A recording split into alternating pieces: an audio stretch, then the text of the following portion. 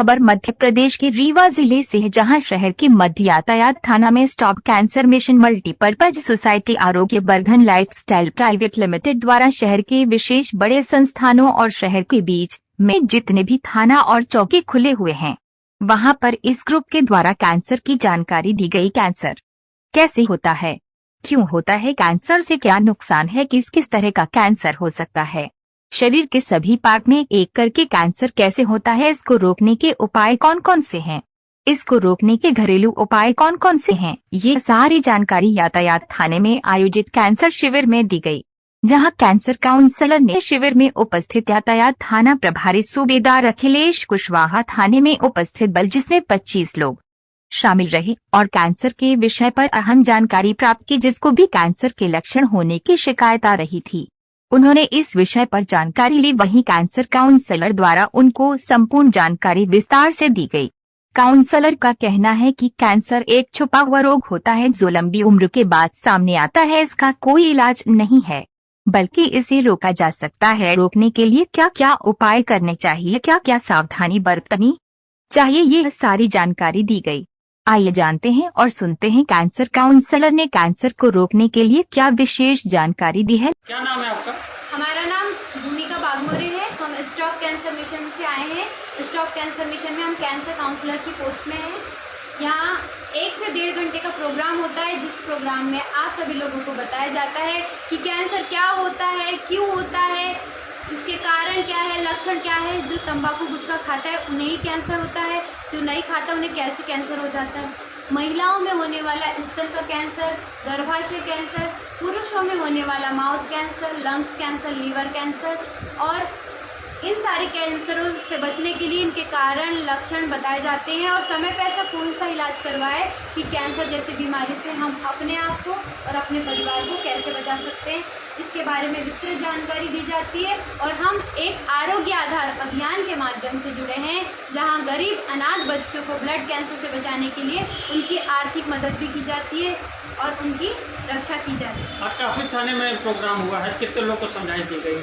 हाँ, सभी थानों में लगभग हो चुका है सर। ये थाने में ही नहीं, पूरे डिपार्टमेंट में होता है। जैसे एसपी सर के माध्यम से थाने में होता है, डीएफओ सर के माध्यम से फॉरेस्ट ऑफिसर में होता है, टीओ सर के माध्यम से पूरे शिक्षा विभाग में चल रहा है। अभी शिक्षा विभाग में चल रहा है सर, और पुलिस विभाग में भी चल रहा है, फॉरेस्ट विभाग में भी होता है।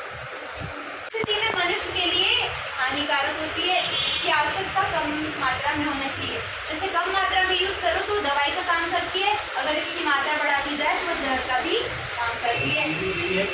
स्टूडेंट लाइफ में होने वाला सबसे ज़्यादा पेट का कैंसर, जो अधिकतर हमारे घर के छोटे बच्चों में देखा जाता है, जिसके कारण है Kurkure, chips, momos, pizza, burger, बंद पैकेट वाले खाद्य पदार्थ जो अपने घर के छोटे बच्चों को भूलकर भी नहीं देना चाहिए, नहीं तो यहाँ से उन्हें पेट का कैंसर होने के चांस बन जाते हैं।